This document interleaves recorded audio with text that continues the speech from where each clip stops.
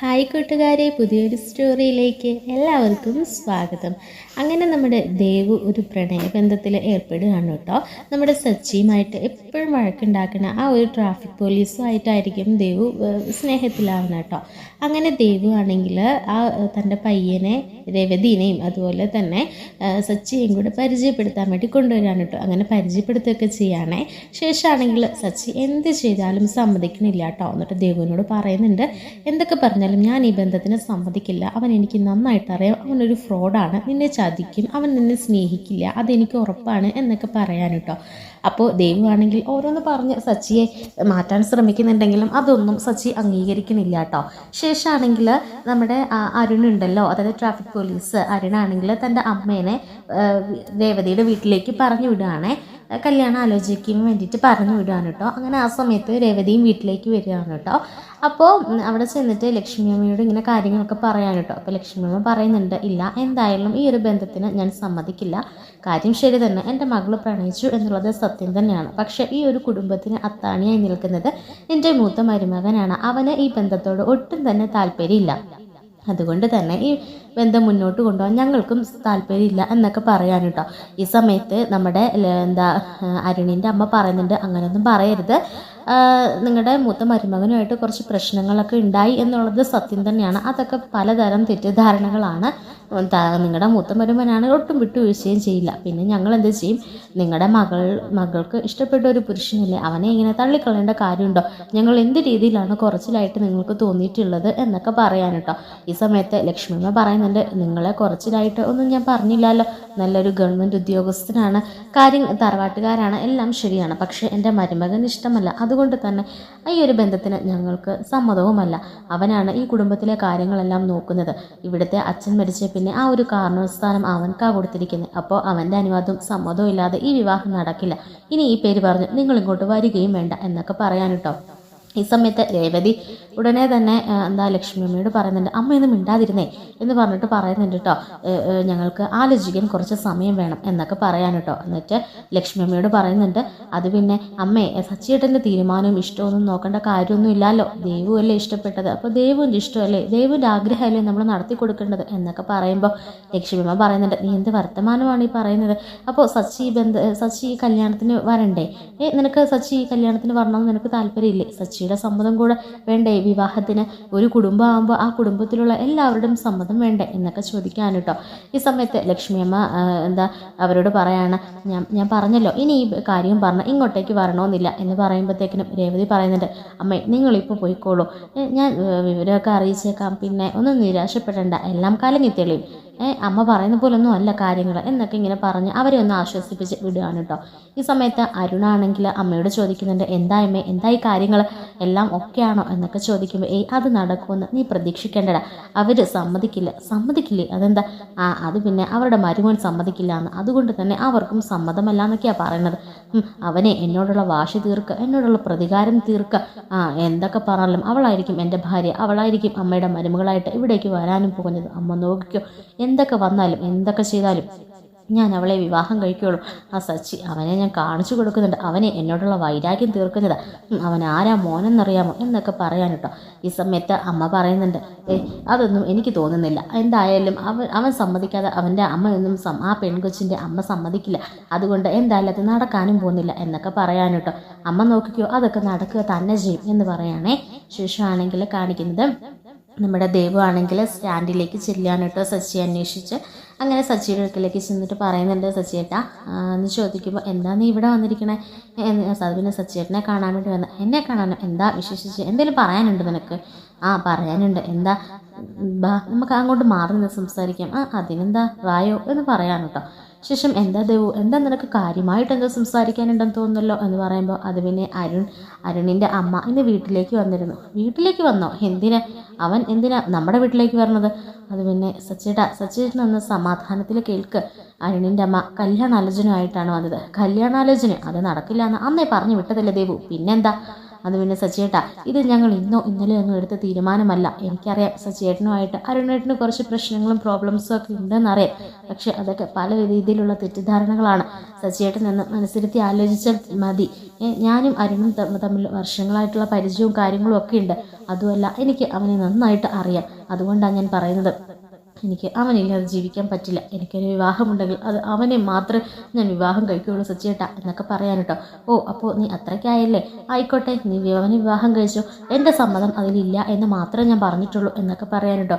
ഈ സച്ചിയേട്ടാ അങ്ങനെ പറയല്ലേ, എൻ്റെ കാര്യത്തിൽ തീരുമാനമെടുക്കാനുള്ള പൂർണ്ണ അവകാശവും സ്വാതന്ത്ര്യവും ഒക്കെ സച്ചിയേട്ടനുണ്ട്. എൻ്റെ അച്ഛൻ കഴിഞ്ഞാൽ ആ ഒരു സ്ഥാനത്ത് ഞാൻ സച്ചിയേട്ടനെ കാണുന്നത്. അതുകൊണ്ട് തന്നെ സച്ചിയേട്ടന് എൻ്റെ എല്ലാ കാര്യങ്ങൾക്കും തീരുമാനമെടുക്കാനുള്ള എല്ലാ പൂർണ്ണ സ്വാതന്ത്ര്യവും ഞാൻ തന്നിട്ടുണ്ട്. പക്ഷേ സച്ചിയേട്ടനെ ഒന്നോർത്ത് നോക്കിക്കേ, ഞാൻ അതുപോലെ സ്നേഹിച്ച ഒരാളാണ്. അയാളെ പെട്ടെന്ന് എൻ്റെ ഹൃദയത്തിൻ്റെ അകത്തുനിന്ന് പറിച്ചെറിയാന്ന് പറഞ്ഞാൽ അത് എന്നെക്കൊണ്ട് നടക്കുന്ന കാര്യമാണ്. അതുകൊണ്ട് സച്ചിയേട്ടൻ ഒന്ന് സമ്മതിക്കണം എന്നൊക്കെ പറയാനുണ്ടോ. ഓ, എൻ്റെ സമ്മതം എന്തിനാ, നിങ്ങൾ നിങ്ങളുടെ സമ്മതത്തിനും ഇഷ്ടത്തിനൊക്കെ നടത്തിക്കോന്നേ.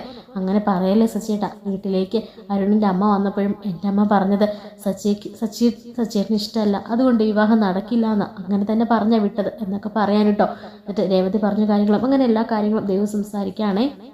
ശേഷം സച്ചി പറയുന്നുണ്ട്, നിൻ്റെ അമ്മയ്ക്ക് ഉള്ള വിവരം പോലും നിനക്കില്ലാതെ പോയല്ലോ എന്നൊക്കെ പറയുന്നുണ്ട്, ഞാൻ പറഞ്ഞല്ലോ സച്ചിയേട്ടാ, അരുൺ നല്ലൊരു മനുഷ്യനാണ് എന്ന് പറയുമ്പോൾ ഉടനെ സച്ചി പറയുന്നുണ്ട്, നീ പറയുന്ന പോലൊന്നും അല്ല, നിൻ്റെ പ്രായം ചെറുപ്പമാണ്, അപ്പം നിനക്കതൊക്കെ തോന്നുന്നതാണ് എന്ന് പറഞ്ഞിട്ട് പറയുന്നുണ്ട്. എൻ്റെ വണ്ടിയിൽ ഈ കഴിഞ്ഞിടയ്ക്ക് ഒരു പെൺകുട്ടി വന്നിരുന്നു, വല്ലാത്ത കരച്ചിൽ. ഞാൻ ചോദിച്ചു, എന്താ കുട്ടി കരയുന്നത് എന്ന് ചോദിച്ചപ്പോൾ അവൾ പറയാം, ഒരുപാട് വർഷക്കാലം പ്രണയിച്ചൊക്കെ നടന്നിട്ട് വിവാഹം കഴിച്ചതാണ്.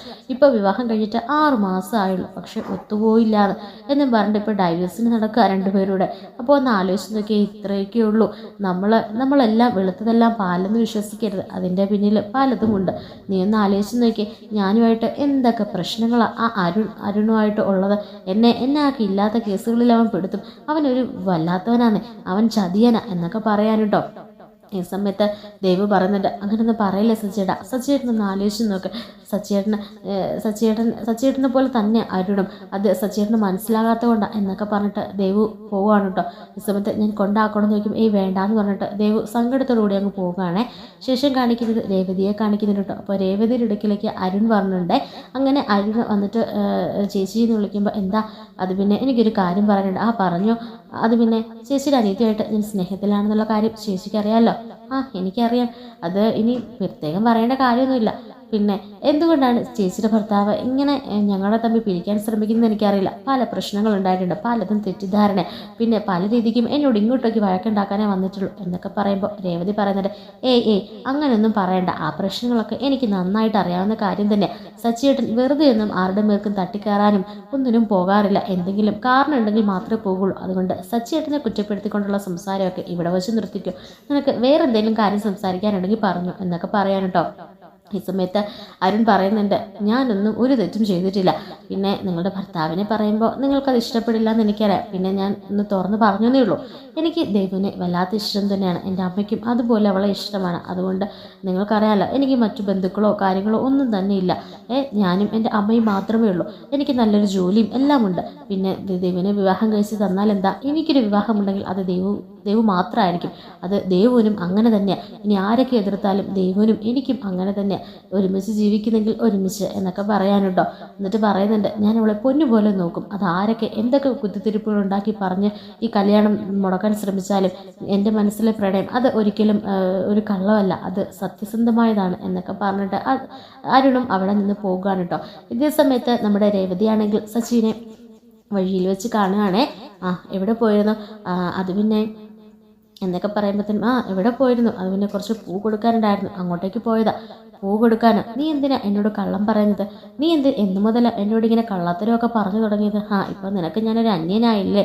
അതെന്താ സച്ചിയേട്ടാ അങ്ങനെയൊക്കെ പറയുന്നത്? സച്ചിയേട്ടൻ എന്താ മനസ്സിൽ വെച്ച് സംസാരിക്കുന്നത്? ഒന്നുമില്ല, നിൻ്റെ അനിയത്തി ദേവുവിനെ ഞാനിപ്പോൾ കണ്ടതേ ഉള്ളൂ. അവൾ പറഞ്ഞിരുന്നല്ലോ നീ വീട്ടിൽ വന്നിരുന്നു എന്ന്. അരുണിൻ്റെ അമ്മ അവിടെ സംബന്ധം ആലോചിക്കാൻ ചെന്നായിരുന്നു എന്നൊക്കെ. അത് പിന്നെ അതൊക്കെ പറഞ്ഞാൽ സച്ചേട്ടന് ദേഷ്യമാവുമല്ലോ, അതുകൊണ്ട് ഞാൻ പറയാതിരുന്നേ ഉള്ളൂ. ഓ, എനിക്ക് ദേഷ്യമാവുന്നു പറഞ്ഞ് നീ എല്ലാം മറച്ചു വെക്കാനെന്ന് ശ്രമിക്കണ്ട. ആരൊക്കെ എന്തൊക്കെ പറഞ്ഞാലും ദേവു ആ പയ്യനെ വിവാഹം കഴിക്കില്ല. ഇനി അങ്ങനെ കഴിക്കണമെന്ന് നിർബന്ധമുള്ളവർക്ക് കഴിപ്പിക്കാം. പിന്നെ ഞാൻ ആ വീട്ടിലേക്ക് ഒന്നിനും വരില്ല എന്നേ ഉള്ളൂ. ആ ബന്ധം അവിടെ കൊണ്ട് ഞാനും അവസാനിപ്പിക്കും എന്നൊക്കെ പറയാൻ കേട്ടോ. ഈ സമയത്ത് രേവതി പറയുന്നുണ്ട്, എന്താ സച്ചിയേട്ടാ ഇതൊക്കെ, ഇങ്ങനെയൊക്കെ സംസാരിക്കേണ്ട കാര്യമുണ്ടോ? അവൾക്ക് ആ പയ്യനെ അത്രമേൽ ഇഷ്ടം. സച്ചിയേട്ടൻ്റെ തെറ്റിദ്ധാരണകളായിരിക്കും പലതും. അവൾക്ക് ആ പയ്യനെ വിവാഹം കഴിച്ചു കൊടുത്തൂടെ എന്നൊക്കെ ചോദിക്കുമ്പോൾ സച്ചി പറയുന്നുണ്ട്, ഓഹ് അപ്പോൾ എന്നെ മനസ്സിലാക്കാൻ ആരുമില്ല. എൻ്റെ ഇഷ്ടങ്ങൾക്കോ എൻ്റെ താല്പര്യങ്ങൾക്കോ ഞാൻ പറഞ്ഞ കാര്യങ്ങൾക്കോ ആർക്കും ഒരിതുമില്ല. എനിക്ക് അത്രയും നല്ലൊരു പയ്യനാണെങ്കിൽ ഞാൻ അവളെ വിവാഹം കഴിക്കാനല്ലേ സമ്മതിച്ചു കൊടുക്കുള്ളൂ. അല്ലാതെ ഞാൻ എതിർവ് നിൽക്കുമോ? അവൻ്റെ സ്വഭാവം എനിക്ക് നന്നായിട്ട് അറിയാം. അവനൊരു ഫ്രോഡാ. ദേവു എൻ്റെ അനിയത്തിയല്ലേ, എൻ്റെ സ്വന്തം അനിയത്തിയെ പോലെ ഞാൻ അവളെ കണ്ടേക്കുന്നത്. അപ്പോൾ അവളെ കുഴിച്ചടിക്കാൻ ഞാൻ ശ്രമിക്കുമോ? അതുകൊണ്ടാണ് ഈ ബന്ധം വേണ്ടാന്ന് വെക്കുന്നത്, അല്ലാതെ മറ്റൊന്നുമല്ല എന്നൊക്കെ പറയാൻ കേട്ടോ. ഇപ്പം രേവതി ആകെ സങ്കടത്തിൽ ഇങ്ങനെ താൻ പൂവിക്കുന്നിടത്തേക്ക് ചെല്ലുകയാണ് കേട്ടോ. അപ്പോൾ അവിടുത്തെ ചേച്ചിമാരൊക്കെ നമ്മുടെ രേവതിയുടെ മുഖം കാണുമ്പോൾ ചോദിക്കുന്നുണ്ട്, എന്താ രേവതി, എന്താ പറ്റിയ നിനക്ക് എന്നൊക്കെ പറയുമ്പോഴത്തേനും രേവതി കാര്യങ്ങളൊക്കെ സംസാരിക്കുകയാണ്. ഈ സമയത്ത് അവിടെയുള്ള ആ ചേച്ചിമാരൊക്കെ പറയുന്നുണ്ട്, എന്താ രേവതി കേൾക്കുന്നത്, ഇതൊരു നല്ല ആലോചനയല്ലേ, ഒരു ഗവൺമെൻറ് ജോലിക്കാരൻ. നീ ഒന്ന് ആലോചിച്ച് നോക്കിയേ, സച്ചി വാഹനം ഓടിക്കുന്നവനാ, അവന് ആ വണ്ടി ഓടിയാലേ ഉള്ളൂ, അല്ലാതെ അവൻ്റെ കയ്യിൽ എന്തെങ്കിലും കിട്ടുമോ? ഈ കുടുംബം മുന്നോട്ട് പോകുമോ? പക്ഷെ അതുപോലാണോ ഈ പയ്യൻ, ഒരു ഗവൺമെൻറ് ജോലിക്കാരൻ, സമൂഹത്തിൽ ഒരു നിലയും വിലയും ഉള്ളവൻ എന്നൊക്കെ പറയുമ്പോൾ അത് രേവതിക്ക് അങ്ങ് ഇഷ്ടപ്പെടുന്നില്ലേ. അതെന്താ ചേച്ചി അങ്ങനെ പറഞ്ഞത്? സച്ചിയേട്ടനെ അങ്ങനെ കുറിച്ച് കാണുമൊന്നും വേണ്ട. സച്ചിയേട്ടൻ ഓട്ടോ ഇല്ലെങ്കിലും എന്തെങ്കിലുമൊക്കെ തൊഴിലൊക്കെ ചെയ്തിട്ടാണെങ്കിലും സച്ചിയേട്ടൻ്റെ കുടുംബം നന്നായിട്ട് സച്ചിയേട്ടൻ കൊണ്ടുപോവുക തന്നെ ചെയ്യും എന്നൊക്കെ പറയുകയാണെ. രേവതി, ഞാൻ വേറൊരു അർത്ഥത്തിൽ പറഞ്ഞതല്ല, നീ തന്നെ ഒന്ന് ഇരുത്തി ചിന്തിച്ചു നോക്ക്. ഇപ്പോൾ നിന്റെ കുടുംബത്തിനും നിന്റെ അനിയത്തിക്കും കിട്ടാവുന്ന നല്ലൊരു മരുമകൻ തന്നെയാണ് അത്. അവനെങ്ങനെ തട്ടിക്കളയല്ലേ? നീ ഈ അമ്പലത്തിൽ വന്ന് നിന്റെ കുടുംബവും ഒന്ന് പ്രാർത്ഥിച്ചതിന് പ്രതിഫലം ഈശ്വരൻ തന്ന അതിങ്ങനെ തട്ടിക്കളയല്ലേ നിങ്ങൾ അനാവശ്യ കാര്യം പറഞ്ഞ്. നീ ആ സച്ചിയെ പറഞ്ഞെന്ന് മനസ്സിലാക്കിപ്പിക്കുക, അല്ലെങ്കിൽ ഞങ്ങൾ പറയണോ എന്ന് ചോദിക്കും. അതൊന്നും വേണ്ട ചേച്ചി, വേണ്ട, ഇത് നിന്റെ അനിയത്തിയുടെ കാര്യമല്ലേ, ആ കുഞ്ഞും ഞങ്ങൾക്ക് നിന്നെ പോലെ തന്നെ. അതുകൊണ്ട് എന്തായാലും സച്ചിയെ കണ്ട് കാര്യങ്ങൾ സംസാരിച്ചിട്ടേ ഇനിയുള്ളൂ എന്നൊക്കെ പറയാൻ കേട്ടോ. പിന്നീട് കാണിക്കുന്നതാണെങ്കിൽ സച്ചിയാണെങ്കിൽ ആകെ വിഷമത്തിലിരിക്കുകയാണ്. അങ്ങനെ ഒരു ഓട്ടം വരികയാണ്. ഓട്ടം വരുമ്പോഴത്തേക്കിനും ഓട്ടം വരാമോ എന്ന് ചോദിക്കുമ്പോൾ സച്ചി ഇതിപ്പോൾ ഓടുന്നില്ല, മറ്റൊരോട്ടം പോകാനിരിക്കുക എന്നിങ്ങനെ പറഞ്ഞിട്ട് ഒഴിഞ്ഞു മാറുകയാണ് കേട്ടോ. ഇത് കാണുന്ന കൂട്ടുകാരൻ വന്ന് ചോദിക്കുന്നുണ്ട്, എന്താ സച്ചി ഓട്ടോ ഇല്ലാതെ ഒരു മിനിറ്റ് വെറുതെ ഇരിക്കാത്തവനാ, അല്ലാത്ത മറ്റുള്ളവരുടെ ഓട്ടം പോലും പിടിച്ചോണ്ട് പോകുന്നവനാ, ഇപ്പം ഇങ്ങോട്ടൊരോട്ടം വന്നിട്ട് വേണ്ടാന്ന് പറഞ്ഞ് ഇവിടെ എന്തിനാ വെറുതെ കുത്തിയിരിക്കുന്നത്, നിനക്കിതെന്താ പറ്റി എന്നൊക്കെ ചോദിക്കാൻ കേട്ടോ. ഈ സമയത്ത് നമ്മുടെ സച്ചി പറയേണ്ട, അത് പിന്നെ ഒരു വല്ലാത്ത വിഷമം, ഒരു വല്ലാത്ത പ്രയാസം. എന്ത് പ്രയാസം? നിനക്കിത് എന്താടാ പറ്റിയേ? അത് പിന്നെ ദേവുവിനെ നിനക്കറിയാലോ, രേവതിയുടെ അനിയത്തി. ദേവുവിനെന്ത് പറ്റി? ദേവുവിനൊന്നും പറ്റിയില്ല, അവൾക്കൊരു പ്രണയം എന്ന് പറയുമ്പോൾ അതിനിപ്പോൾ എന്താടാ, ഇന്നത്തെ കാലത്ത് പ്രണയമില്ലാത്ത ആരെങ്കിലും ഉണ്ടോ? കൊച്ചു കുട്ടികൾ വരെ പ്രണയിച്ചോണ്ടാ ഇങ്ങോട്ടേക്ക് വരണത്. പിന്നെയാണോ? എടാ, പ്രണയിക്കുന്നതുകൊണ്ടൊന്നും അല്ല, പക്ഷെ ആ പയ്യൻ ശരിയല്ലടാ, അതുകൊണ്ടാ. ശരിയല്ലെന്നോ? അതെന്താടാ നീ അങ്ങനെ പറഞ്ഞത്? എന്ത് ചെയ്യുന്ന പയ്യനാ? ഏതാ അവൻ എന്നൊക്കെ ഇങ്ങനെ ചോദിക്കുന്നുണ്ട്. ഒരു ട്രാഫിക് പോലീസുകാരനാടാ. ട്രാഫിക് പോലീസോ? ഗവൺമെൻറ് ജോലിക്കാരനാണല്ലോ, പിന്നെ എന്താടാ, വേറെ എന്ത് നോക്കണം? എന്നാൽ പിന്നെ അതങ്ങ് ഉറപ്പിക്കാനുള്ളതിന് പിന്നെ എന്നൊക്കെ പറയുമ്പോഴത്തേന്, എടാ, ജോലി നോക്കിയാണോ ഒരു വിവാഹം കഴിക്കേണ്ടത്? ജോലിയും സൗന്ദര്യമൊക്കെ ഒരു വിവാഹത്തിൻ്റെ അടിസ്ഥാനമാണോ? അതിലൊന്നും ഒരു കാര്യമില്ല, എല്ലാം ഒരു നിമിഷം കൊണ്ട് നിഷ്പ്രയാസം പോകാവുന്നതേ ഉള്ളൂ എന്നൊക്കെ പറയുമ്പോൾ, പിന്നെ എന്താ ഈ പറയുന്നത്? എന്തുകൊണ്ടാണ് നീ വേണ്ടാന്ന് പറയണത്? എടാ, ആ പോലീസുകാരൻ ആരാന്നറിയാവോ? മറ്റവൻ നമ്മളെ എന്നും ശല്യപ്പെടുത്തുന്ന ഒരുത്തനില്ലേ, എന്നും വഴക്കടിക്കുന്നവൻ, അവനാ. അവൻ വേണ്ട. നിനക്കെങ്കിലും മനസ്സിലായല്ലോ ഞാൻ ഈ പറഞ്ഞത്. എൻ്റെ ഭാര്യയ്ക്കോ ആർക്കും ഇതൊന്നും മനസ്സിലാവുന്നില്ല. അവനോ എന്നിങ്ങനെ ചോദിക്കുമ്പോൾ, അവനെ പ്രതികാര ബുദ്ധി ഉള്ളവന്. അവൻ എന്തെങ്കിലും മനസ്സിൽ കണ്ടിട്ടായിരിക്കും ഇപ്പം ഇവളുടെ ദൈവത്തിൻ്റെ പുറകെ നടക്കുന്നത്, വിവാഹത്തിന് വേണ്ടി ഒരുങ്ങുന്നതും എന്നൊക്കെ പറയാനിട്ടോ. ഈ സമയത്ത് നമ്മുടെ കൂട്ടുകാരൻ പറയുന്നുണ്ട്, എടാ, ഇത് ശരിയാവില്ലെങ്കിൽ അത് ദേവുവിനെ പറഞ്ഞ് മനസ്സിലാക്കിച്ചൂടെ? എടാ, ഞാൻ പറഞ്ഞു, പക്ഷെ അവൾ മനസ്സിലാക്കുന്നില്ല. പറഞ്ഞിട്ട് കാര്യമില്ല, അവൾ സ്നേഹിച്ചു പോയ ചെറുക്കനല്ലേ. അപ്പോൾ മറ്റാരൊക്കെ എന്തൊക്കെ പറഞ്ഞാലും അതൊന്നും അംഗീകരിക്കുന്നതോ അക്സെപ്റ്റ് ചെയ്യുന്നതോ പ്രായമല്ലല്ലോ. പക്ഷെ അവൻ ശരിയല്ല, അവൻ ശരിയാവില്ല നമ്മുടെ ദേവുവിന്. അതുകൊണ്ട് ആ വിവാഹം നടക്കാൻ എനിക്ക് താല്പര്യമില്ലടാ. പക്ഷെ എങ്ങനെ മുടക്കും എനിക്കറിയില്ല എന്നൊക്കെ പറയാനിട്ടോ. നീ വിഷമിക്കാതെ, എന്തെങ്കിലും ഒരു വഴി നമ്മുടെ മുൻപിൽ തെളിഞ്ഞു വരും എന്നൊക്കെ പറഞ്ഞ് കൂട്ടുകാരൻ ആശ്വസിപ്പിക്കാനൊക്കെ ശ്രമിക്കുന്നുണ്ടേ. അതിനുശേഷം കാണിക്കുന്നതാണെങ്കിൽ നമ്മുടെ മഹിമ ചന്ദ്രത്തിലേക്ക് വരികയാണേ. അപ്പം മഹിമ പറഞ്ഞ കണ്ട ഉടനെ ചന്ദ്ര ചോദിക്കുന്നത്, ആഹാ ഇതെന്താ പെട്ടെന്ന് ഒരു മുന്നറിയിപ്പില്ലാതെ എന്നൊക്കെ ചോദിക്കുമ്പോൾ ചെക്കുമൊക്കെ ആയിട്ടായിരിക്കും കേട്ടോ വരവ്. എന്നിട്ട് പറയുന്നുണ്ട്, ഒരു 10 ലക്ഷം രൂപ തന്നിട്ട് പോയേക്കാന്ന് വെച്ചു. 10 ലക്ഷം രൂപയോ? ശ്രീകാന്തിനോ എന്നൊക്കെ ചോദിച്ചു ഇങ്ങനെ അത്ഭുതപ്പെട്ട് നിൽക്കുകയാണേ. ആ സമയത്ത് വർഷയും ശ്രീകാന്തും അതുപോലെ തന്നെ അച്ഛനും സച്ചിയും രേവതിയും എല്ലാവരും വെളിയിലേക്ക് ഇറങ്ങി പറഞ്ഞിട്ടുണ്ട് കേട്ടോ. അപ്പോൾ നമ്മുടെ ശ്രീകാന്ത് ചോദിക്കുന്നുണ്ട്, 10 ലക്ഷം രൂപയോ എന്തിന് എന്നൊക്കെ ഇങ്ങനെ പറയുമ്പോഴത്തേനും ഉടനെ നമ്മുടെ മഹിമ പറയുന്നുണ്ട്, അത് പിന്നെ ശ്രീകാന്ത് മോന് ഒരു ഹോട്ടൽ തുടങ്ങാനുള്ള ആലോചന. അപ്പോൾ അതിന് ഇപ്പം പൈസയൊന്നും കയ്യിൽ കാണില്ലല്ലോ. അപ്പോൾ എന്തൊക്കെ പറഞ്ഞാലും ഞങ്ങളല്ലേ സഹായിക്കേണ്ടവർ. ഞങ്ങൾ ഈ കെട്ടിപ്പൂട്ടിയൊക്കെ വെച്ചേക്കുന്നത് ആർക്ക് വേണ്ടിയിട്ടാണ്? ഞങ്ങൾക്ക് ആണും പെണ്ണുമായിട്ട് ഒറ്റ മകളല്ലേ ഉള്ളൂ. അവൾ സന്തോഷത്തോടെ സമാധാനത്തോടെ ജീവിക്കുന്ന കാണാനല്ലേ ഞങ്ങൾ ആഗ്രഹിക്കുന്നത് എന്നൊക്കെ പറയാൻ കേട്ടോ. ഈ സമയത്ത് സച്ചി ചോദിക്കുന്നുണ്ട്, എന്താ ശ്രീകാന്ത് ഇത്? ഈ വീട്ടിലുള്ള ഞങ്ങളാരും അറിഞ്ഞില്ലല്ലോ. നീ ഈ ഹോട്ടൽ തുടങ്ങാൻ പോകുന്ന കാര്യം അച്ഛനോട് പോലും നീ പറഞ്ഞില്ലല്ലോ എന്നൊക്കെ പറയുമ്പോഴത്തേക്കിനും നമ്മുടെ ശ്രീകാന്ത് പറയുന്നുണ്ട്, എടാ വർഷം ഇങ്ങനൊരു ആലോചന എൻ്റെ മുൻപിൽ വെച്ചു എന്നുള്ളത് ശരിയാ, അല്ലാതെ അതിനെക്കുറിച്ച് ഒന്ന് പ്ലാൻ ചെയ്തു എന്നല്ലാതെ അതിനെക്കുറിച്ച് മറ്റൊന്നും ചർച്ച ചെയ്യോ അല്ലെങ്കിൽ മറ്റൊരു വഴിയിലേക്ക് ചിന്തിക്കുകയോ ഒന്നും ചെയ്തിട്ടില്ല എന്ന് പറയാൻ കേട്ടോ. ഈ സമയത്ത് മഹിമ പറയുന്നുണ്ട്, വർഷം എന്നോട് പറഞ്ഞു ശ്രീകാന്തിന് ഒരു ഹോട്ടൽ തുടങ്ങിയാലോ അത് നല്ലതായിരിക്കും എന്നൊക്കെ ഇങ്ങനെ ഒരു ആലോചനയുണ്ട്, അങ്ങനെ ഒരു പ്ലാൻ ഞങ്ങളുടെ മനസ്സിലിങ്ങനെ ഓടുന്നുണ്ട് അമ്മേ എന്നൊരു വാക്ക് മാത്രമേ പറഞ്ഞുള്ളൂ. അപ്പോൾ അതിന് ഞാൻ മുന്നോടിയായിട്ട് നിന്നു എന്നേ ഉള്ളൂ. കുറച്ച് ക്യാഷ് എന്തായാലും ഒന്ന് തന്ന് സഹായിക്കാമെന്ന് വെച്ചു എന്നൊക്കെ പറയാൻ കേട്ടോ. ഉടനെ വർഷ പറയുന്നുണ്ട്, ശ്രീകാന്ത് ആണെങ്കിൽ ഇപ്പം നിൽക്കുന്നിടത്താണെങ്കിൽ എത്ര ജോലി ചെയ്താലും ഒരു നന്ദിയില്ലാത്ത ബോസല്ലേ. ശ്രീകാന്തിന് വേണ്ടുന്നൊന്നും അവിടെ നിന്ന് ലഭിക്കുന്നതുമില്ല. ശ്രീകാന്ത് കൊടുക്കുന്ന എഫേർട്ടിനകത്തുള്ള പൈസയൊന്നും ഇങ്ങോട്ടും കിട്ടുന്നില്ല. അപ്പോൾ ഇതല്ലേ നല്ലൊരു കാര്യം എന്നൊക്കെ പറയാൻ കേട്ടോ. ഈ സമയത്ത് ശ്രീകാന്ത് പറയുന്നുണ്ട്, അതൊന്നും ശരിയാവില്ല, അതൊന്നും വേണ്ട. ഹോട്ടൽ എൻ്റെ കാശ് കൊണ്ട്, ഞാൻ അധ്വാനിക്കുന്ന കാശ് കൊണ്ട് തുടങ്ങണമെന്നും അത് കെട്ടിപ്പടുക്കണമെന്നൊക്കെ എൻ്റെ ആഗ്രഹം. അതിന് സമയമാകുമ്പോൾ അതെല്ലാം നടന്നോളും, ക്യാഷ് ഒന്നും വേണ്ട എന്നിങ്ങനെ പറയാൻ കേട്ടോ.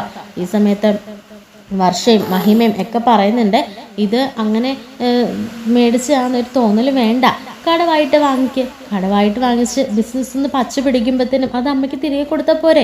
അപ്പോൾ മഹിമയും പറഞ്ഞിട്ട്, അത്രയും മതിയല്ലോ, നീ ഇതിൽ ആക്ഷേപമൊന്നും വിചാരിക്കേണ്ട കാര്യമൊന്നുമില്ല. ഞാൻ എൻ്റെ മകൾക്കാണ് ഇത് കൊടുക്കുന്നത്, അവൾക്ക് ഞങ്ങളല്ലാതെ വേറെ ആര് കൊടുക്കാനാ? നിനക്ക് അത്രയ്ക്ക് ഇതാണെങ്കിൽ നീ ബിസിനസ്സൊക്കെ തുടങ്ങി അതിൽ നല്ല മെച്ചമൊക്കെ വന്നു കഴിയുമ്പോൾ ഈ ക്യാഷ് തിരികെ തന്നോ, ഒരു കടവായിട്ട് വെച്ചാൽ മതി എന്നൊക്കെ പറയാൻ കേട്ടോ. ഈ സമയത്ത് ചന്ദ്ര പറയുന്നുണ്ട്, അവർ പറഞ്ഞാൽ എന്താ തെറ്റുള്ളത്? എനിക്ക് വേറെ 2 മരുമക്കളുണ്ട് ദാരിദ്ര്യം പിടിച്ചെടുത്തുനിന്ന് വന്നത്. ഒന്നാണെങ്കിൽ ഒരു ദാരിദ്ര്യം, രണ്ടാമത്തവളാണെങ്കിൽ വലിയ കോടീശ്വരിയാണെന്ന് പറഞ്ഞ കള്ളവും പറഞ്ഞു വന്നിരിക്കുന്നു. ഇപ്പോൾ പറയാൻ ഇവിടെ ഇച്ചിരി അന്തസ്സുള്ളത് വർഷയുടെ കുടുംബക്കാർക്കും മാത്രമാണ്. പിന്നെ തൻ്റെ പെൺമക്കളെ സഹായിക്കേണ്ടതും പെൺമക്കളുടെ വീട്ടിലേക്ക് സഹായങ്ങൾ കൊടുത്തു വിടേണ്ടതും അവരുടെ മാതാപിതാക്കളുടെ കടമ തന്നെ. അങ്ങനെ ചെയ്യണം, അതാണ് കുടുംബത്തിൽ പറഞ്ഞവർ, തറവാട്ടുകാർ. അതുകൊണ്ട് ശ്രീകാന്ത് നിങ്ങൾ ഈ ക്യാഷ് മേടിക്കുക എന്നൊക്കെ പറയാൻ കേട്ടോ. ഈ സമയത്ത് നമ്മുടെ ചന്ദ്രൻ പറയുന്നുണ്ട്, നീ എന്തൊക്കെയാ ഈ പറയുന്നത്? മര്യാദയ്ക്ക് ഇരുന്നണം, നിന്റെ നാവടക്കി വെച്ചോണം എന്നൊക്കെ പറയാണേ. ഉടനെ നമ്മുടെ ശ്രീകാന്ത് ആണെങ്കിൽ ഇത് ശരിയാവില്ല എന്ന് പറയുമ്പോൾ പിന്നെ എല്ലാവരും കൂടെ നിർബന്ധിച്ച് ശ്രീകാന്ത് ആ ക്യാഷ് വാങ്ങിക്കുകയാണ് കേട്ടോ. അങ്ങനെ മഹിമയും തിരികെ പോകുകയാണ്. മഹിമ ഒരുപാട് സന്തോഷത്തോടെയൊക്കെ ആയിരിക്കും കേട്ടോ തിരികെ പോകുന്നത്. ശേഷം നമ്മുടെ രേവതി പറയാണ് സച്ചിയോട്, ശ്രീകാന്തിന് ഒട്ടും തന്നെ താല്പര്യമില്ല എന്ന് പറയുമ്പോൾ നമ്മുടെ സച്ചി പറയുന്നുണ്ട്, നമ്മളിതിൽ എന്ത് അഭിപ്രായം പറയാനാ? അവന് താല്പര്യമില്ലെങ്കിൽ ഇല്ലെന്ന് അവന് ഉറച്ചങ്ങ് പറഞ്ഞാൽ പോരെ, അവൻ എന്തായാലും ക്യാഷ് മേടിച്ചില്ലേ, ഇനി അതിൻ്റെ വഴിക്ക് നടക്കട്ടെ കാര്യങ്ങൾ എന്നൊക്കെ പറയാനേ. പിന്നെ ചന്ദ്ര അവിടെയും ഒരു കുത്തു കൊടുക്കുകയാണ് കേട്ടോ. ചന്ദ്രയാണെങ്കിൽ, നിന്റെ വീട്ടിൽ നിന്ന് 1 രൂപ കൊണ്ടുതരാൻ അവർക്കുണ്ടോ? പൂക്കടക്കാരി, നീ സമ്പാദിച്ച് അങ്ങോട്ട് കൊടുത്താലല്ലേ ഉള്ളൂ. ദാരിദ്ര്യം പിടിച്ച കുടുംബത്തിൽ നിന്ന് വന്നിട്ട് എൻ്റെ മകൻ നന്നാവുന്ന പിടിക്കത്തില്ല അവൾക്കും അവളുടെ കെട്ടിയവനും എന്നൊക്കെ പറയാൻ കേട്ടോ. ഈ സമയത്ത് വർഷ പറയുന്നുണ്ട്, അമ്മ ഇങ്ങനെയൊന്നും സംസാരിക്കേണ്ട കാര്യമൊന്നുമില്ല. എനിക്കൊരു കടമായിട്ട് എൻ്റെ അമ്മ വീട്ടിൽ നിന്ന് പൈസ തന്നു എന്ന് പറഞ്ഞാൽ മറ്റുള്ളവരെ താത്തി കിട്ടേണ്ട കാര്യമൊന്നുമില്ല എന്ന് പറഞ്ഞിട്ട് ശ്രുതി അങ്ങനെ കയറി പോകുകയാണ് കേട്ടോ. ഈ സമയത്ത് നമ്മുടെ വർഷം അങ്ങനെ കയറി പോകുകയാണ്. ഈ സമയത്ത് ശ്രുതി വന്നിട്ട് പറയുന്നുണ്ട്, എന്താ ആൻറ്റി ഇങ്ങനെയൊക്കെ സംസാരിക്കുന്നത്? പിന്നെ ഞാൻ എങ്ങനെ സംസാരിക്കണം? നീ എന്തൊക്കെ കള്ളം പറഞ്ഞിട്ടാടി ഇത്രയും നാൾ എന്നെ പറ്റിച്ചുകൊണ്ടിരുന്നത്? എന്നിട്ട് ഇപ്പോൾ അതേ വർഷയുടെ വീട്ടുകാർ കൊണ്ടു തന്ന കണ്ടോ? നിന്റെ ബാംഗ്ലൂരിലുള്ളവരും ദുബായിലുള്ളവരും അബുദാബിയിലുള്ളവരും ഒക്കെ എവിടെ പോയി എന്നൊക്കെ ചോദിച്ച് ശ്രുതിയെ കിട്ടും നല്ലത് കൊടുക്കുന്നു കേട്ടോ. ശ്രുതിയാണെങ്കിൽ അവസാനം സഹിക്ക വയ്യാതെ ഉള്ളിലേക്ക് കയറി പോകുകയാണ്. ഉടനെ തന്നെ അച്ഛനാണെങ്കിൽ പറയുന്നുണ്ട്, എൻ്റെ പൊന്നു ചന്ദ്രൻ, നിന്റെ നാവ് നടക്കി വെക്ക. ഒരു കുടുംബത്തിൻ്റെ മഹിമ തീരുമാനിക്കുന്നതും ഒരു കുടുംബത്തിലെ മരുമകളുടെ മഹത്വം തീരുമാനിക്കുന്നതും അവരുടെ വീട്ടിൽ നിന്ന് കൊണ്ടുവരുന്ന പൈസയോ അല്ലെങ്കിൽ മറ്റു സാധനങ്ങളോ ഒന്നുമല്ല. അവൾ ആ കുടുംബത്തിൽ എങ്ങനെ നിൽക്കുന്നു എന്നതിലാണ്, ആ കുടുംബം എങ്ങനെ അവൾ നോക്കുന്നു എന്നതിലാണ്. അതിൽ എൻ്റെ രേവതി മോൾക്ക് ഒരു തെറ്റും ഒരു പിഴവും ഇതുവരെ സംഭവിപ്പിച്ചിട്ടില്ല എന്നൊക്കെ പറയാൻ കേട്ടോ. എന്നിട്ട് രേവതി പറയുന്നുണ്ട്, അമ്മ ഇത്രയും ആക്ഷേപങ്ങൾ എൻ്റെയും എൻ്റെ വീട്ടുകാരുടെയും പേർക്ക് നടത്തിയല്ലോ. എൻ്റെ വീട്ടുകാർ അല്ലെങ്കിൽ ഞങ്ങൾ ആ വീട്ടിൽ ഒരാൾ വന്നാൽ അവർക്ക് ആഹാരം കൊടുത്ത് വയറ് നിറച്ച് അവരുടെ സംതൃപ്തി തേടിയിട്ടേ ഞങ്ങൾ വിട്ടിട്ടുള്ളൂ. ഈ വീട്ടിലേക്ക് ആരെങ്കിലും വന്നാൽ ഒരു ഗ്ലാസ് വെള്ളം അമ്മ കൊടുക്കുമോ? അമ്മ പണത്തിൻ്റെ തൂക്കം അളന്നിട്ടല്ലേ അമ്മ എന്തും ചെയ്യുള്ളൂ എന്നൊക്കെ പറയാൻ കേട്ടോ. ഇത് കേൾക്കുമ്പോൾ അച്ഛനും പറയുന്നത്, അത് പോയിൻ്റാണ്, അവൾ പറഞ്ഞതാണ് കാര്യം. ഇന്നത്തെ കാലത്തെ ഈ പണവും അതുമൊക്കെ പറഞ്ഞിരുന്നിട്ടൊന്നും കാര്യമില്ല. മനുഷ്യൻ്റെ മനസ്സിലൊരു സ്നേഹം വേണം, മനുഷ്യൻ്റെ മനസ്സിൽ നന്മ വേണം, എന്നാലേ ഉയരങ്ങളിൽ എത്താൻ സാധിക്കുകയുള്ളൂ എന്നൊക്കെ പറഞ്ഞിട്ട് അച്ഛനും തിരികെ പോകാൻ കേട്ടോ. എല്ലാവർക്കും ഉപദേശിക്കാൻ ഭയങ്കര മിടുക്ക എന്ന് പറഞ്ഞിട്ട് നമ്മുടെ ചന്ദ്രയും ഉള്ളിലേക്ക് കയറി പോകുകയാണ്. എൻ്റെ മോൻ ഇനി ബിസിനസ്സൊക്കെ ചെയ്ത് വലിയ പണക്കാരനാവും, അപ്പോൾ നിൻ്റെയൊക്കെ കടികളങ്ങ് നിന്നോളും എന്ന് പറഞ്ഞിട്ട് ചന്ദ്ര ഉള്ളിലേക്ക് കയറി പോകുകയാണ് കേട്ടോ.